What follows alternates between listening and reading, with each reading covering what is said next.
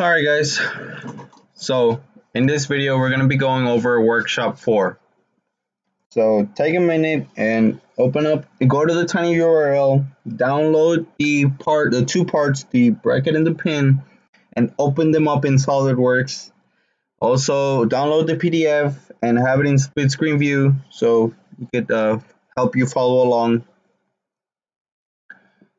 Now we're going to be going over assemblies for this workshop, so that's why I gave you the actual parts.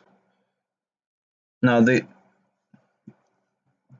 you have both the bracket and the pin opened up in SolidWorks, make sure you have them both. You're gonna go up top where this new sheet is. Well, just in case, make sure you're on the bracket file. We're gonna begin with the bracket anyway, so just in case. So go up top to this new file. Go to the little drop down menu and click Make Assembly from Part Assembly. And this should open up a new assemblies file, not a part file, an assemblies file. Now, you could also do it by, well, let this open up. All right. Now that you have an assemblies file opened up, you can see that there's slight changes up here to your assembly menu.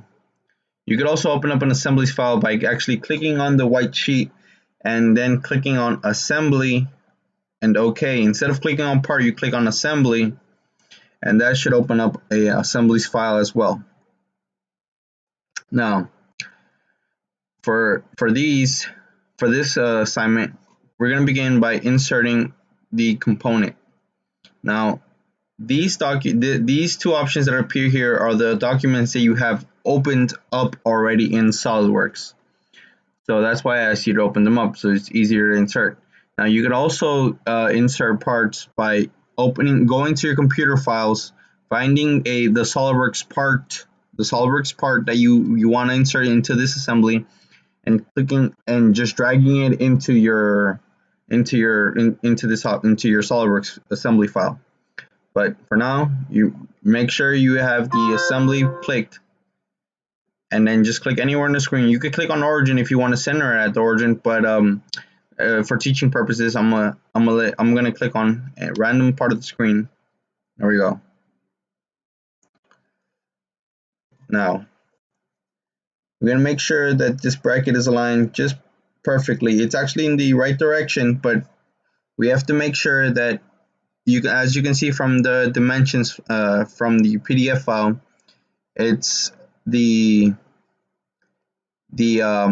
origin of the assemblies file should match this bottom left corner of the bracket, which is the origin of the bracket, because that's how I designed it.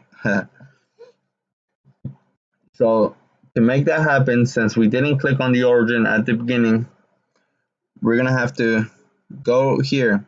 So you can see this in the feature manager tree. This is the part that we just inserted. Now you can see there's a tetra sign, a graduation cap, and then in parentheses you can see an F. That means that your part is fixed, so it will not move. Now to make it so that this bottom center is centered to the origin of your part, we're gonna have to make this float. So we're gonna right click on it, and in the menu that pops up, you're gonna go down to float. Click on float. Now this means that your part can move around anywhere in the screen. Sorry, the recording software kind of wants to be slow and not show you how it's moving. Come on. Well, take it from me. The part is moving. You should be able to just click on it and move it around in your computers. The video won't properly show it. I don't know why it's kind of like frozen right now. So, and you could also see that where the little F used to be, oh, there it goes. Now it moved. Where the little F used to be, now there's a dash. All right. So that's the things you have to pay close attention to when you're drawing, when you're assembling parts. So the dash means that it's floated, and the F means that it's fixed. Now we're gonna go to mate. Click on mate. All right. Now next to the little assembly sign, there's the Tetris looking thing. You're gonna click on the little drop down arrow, and you're gonna click on origin. This is the origin of your assembly file. So this little dot right here, this blue dot. Now some of you may not have these arrows coming around as I do. I honestly don't know how that works. Well, SolidWorks is weird. It's different on all computers. So if you can't see it, by clicking on origin, you should see a blue dot, and that's the origin of your assembly file. Now we have to click on the origin of our part. Now for my case, I can just click on this little blue dot here and make them coincident, and this means that now my file is my origin of my part is coincident to the origin of the assembly file. So that's exactly what we want. Also, if anything, you could click on this bottom left point or this bottom right point, and that will actually it won't give you the exact center of mass. Later on you'll see we'll be looking for the center of mass of the assembly. It won't give you the exact center of mass, but it'll come really close enough to where you could make an educated guess as to the answer. So green check mark and exit, close mate.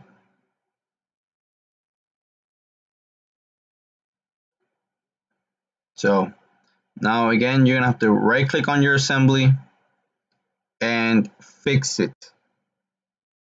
All right, so now that makes sure that after every other part we put in, this part will not move. So it will not deviate from the origin that we just set. Again, you can tell by inside the parentheses there is an F, so your part is fixed. Now we have to insert the pin. So insert components, assembly part 2. There we go. Now let's begin with the mate. So we're going to click on mate. We're going to click on the front face of the pin. Give me a second, guys. My computer is about to die.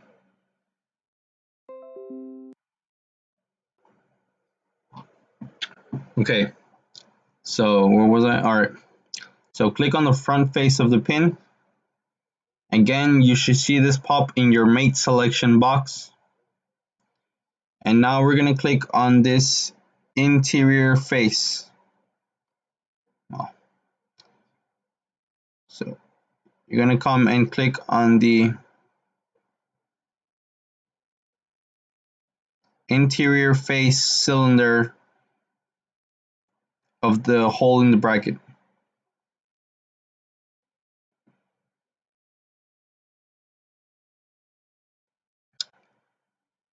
You're going to make sure they're... Oh, my bad. So give me a second. So delete both of the options you just chose and click on the front face of the pin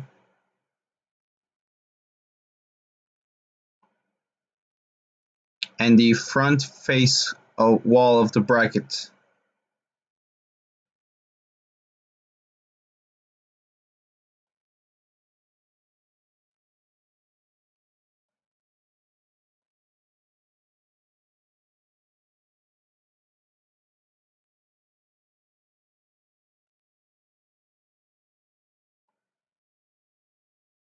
Now, in your case, it might work perfectly, and it's going to be aligned to how you want it in your dimension. In my case, it's kind of flipped. So in this little menu that pops up, you're going to click on the flip mate alignment. It's the third one from right to left. Now that pin looks how I want it, and I'm going to click the green check mark. Now all that mate did is this front face of the pin and the front face of the bracket are in the exact same plane. So I can move the pin around. Once I exit mate line, I would have been able to move the pin around in these, but the planes are going to be the same. So they're just the faces of those options are in the same plane. They're not fixed to each other, but they're in the same plane. Now, for the next mate, we're going to click on the outer face of the cylinder, the actual cylinder part, and the inner face.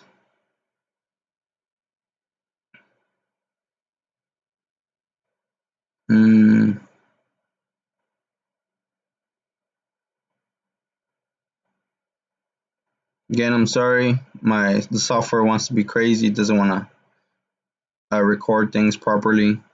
So I'm clicking on the inner cylinder face of the bracket and making it concentric. Check mark. Now we have a piece. Should look like this. Now we're going to insert another bracket. You can do it by going to components and inserting the bracket, or in your keyboard, hold Control, click on the. Give me a second. SolidWorks is acting up today. Hold Control, click on the bracket, drag it out.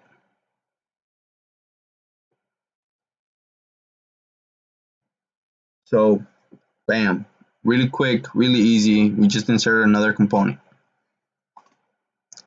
Turn around so you can see the back of the pin. And again, as you can tell, these two are floated. You have the dashes on them, so you can tell they're floated. All right, so we're gonna go to mate again.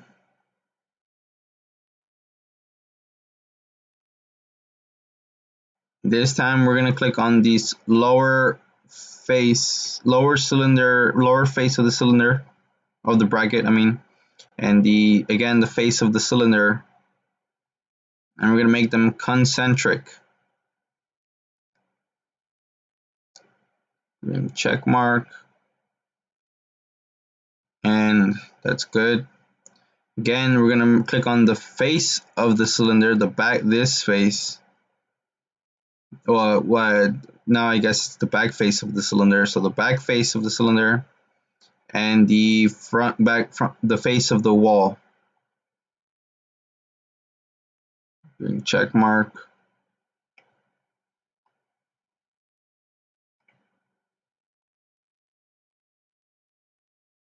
Now you should have a little space in between them. All right, that's what we want. We want to have that space in between them. Okay. Now, again, rotate it to your right. This software is killing me today, guys. All right, there we go. Okay. Again, click on mate. Now we've been using standard mates. All right, so these mates are kind of like your properties. Now we're gonna go to advanced mates. So go to advanced mates, and this time we're gonna choose your angular mate, your angle mate. So we're gonna click on this right face and this right face, and we're gonna give it a value of 45 degrees. Now that's not in the direction, that's the angle we want, but not in the direction we want it. So we're gonna click on flip dimension right below where you inserted the degrees. Again, not the angle that we want. So you could do some math and insert, let's say 135. There we go. That worked out. Now, what you could have also done is now it's fixed. But before you chose the advanced mate, before you went to mate and advanced mates and all that, you could actually you would have been able to rotate your bracket around, and you could have put it similar to the angle that you wanted to, and and then gone to mates, advanced mates, angular option, and chosen the same faces, and it would have probably it would have been 45 degrees would have worked. So now again, we're gonna do the little trick. Hold control on your keyboard. Uh, Come on, SolidWorks. What are you doing, SolidWorks?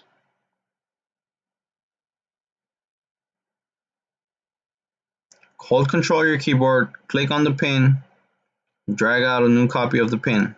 There we go. Fast and simple. Now again, we're gonna go to mates.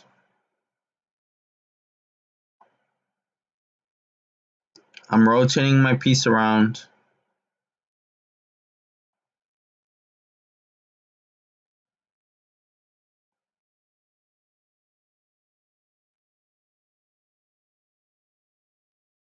Alright, so this software is going crazy on me.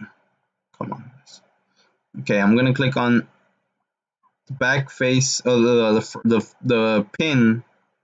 The pin I've just inserted, so I rotated my piece around. I'm gonna click on this back face of the pin, and I'm gonna rotate my piece. I'm rotating my piece around. The recording software is going crazy. So I'm gonna click on this bottom part of the pin of the bracket,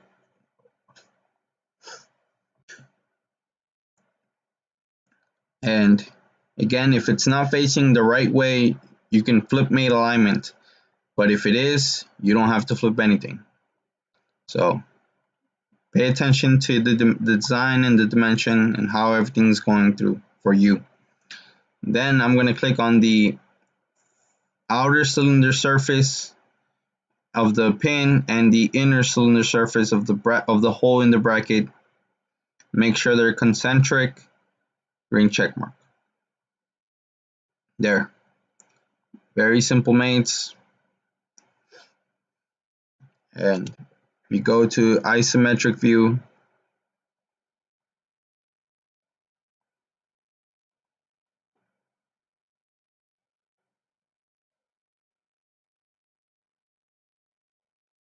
That is more or less what you should see.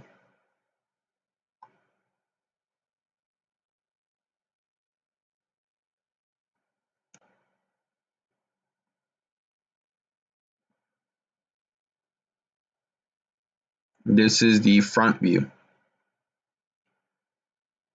Okay.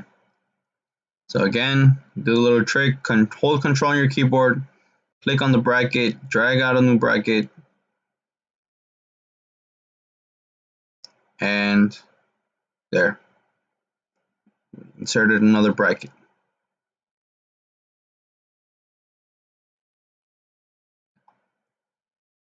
So rotate it around to where how you want it so you can work on it. And go to mate again.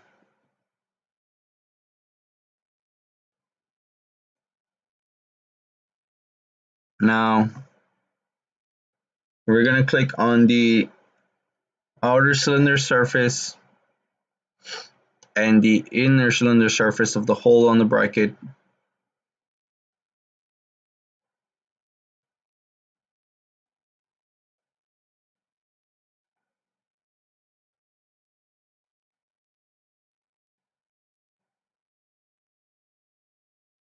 Sorry, my bad guys. SolidWorks it's not my best friend today.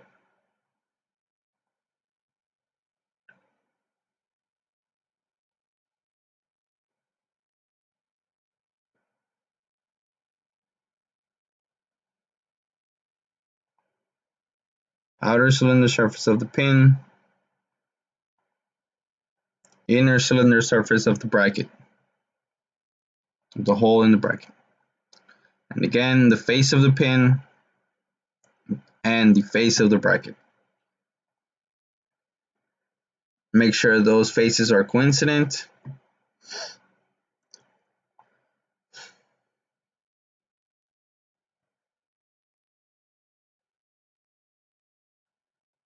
And we're almost done with the design. It looks very similar to it. We just need to insert that last angle. So again, rotate your piece around so you can see the two faces that we're gonna select. And go to mate. Go to your advanced mates. Click on the angle option again. And you're gonna click on the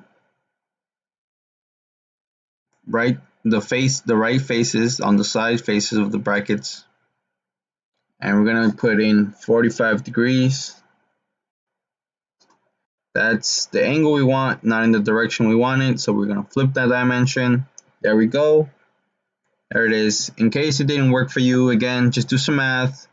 180 minus 45, 135, and play around with the flip dimension just to get it to where you want it to. We're in check mark, and there. We have a finished assembly. Now, the parts that I gave you already had material assigned, so everything is set. So we could check the center of mass. In my laptop, in these tabs next to assembly, I do not have the evaluate tab. So in case that's your case as well, go to search commands and input mass and click on the mass properties that appears. Now, if you have the evaluate tab in your assemblies file in SolidWorks, click on evaluate and click on mass properties, and then a mass properties menu should appear. In center of mass, go to your PDF. In the center of mass of the assembly should be 40.24, 24.33, and 20.75.